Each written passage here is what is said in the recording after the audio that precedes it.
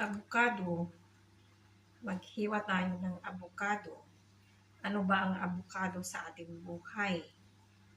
Sa ating health. Ayan, avocado. Ang avocado po ay nagpapa-balancing ng blood circulation.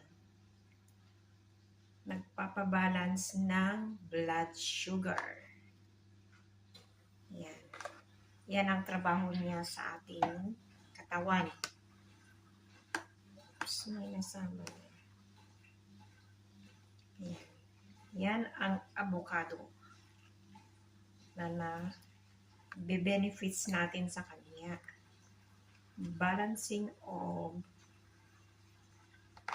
sugar, balancing of blood pressure. Yan, binabalance niya ang ating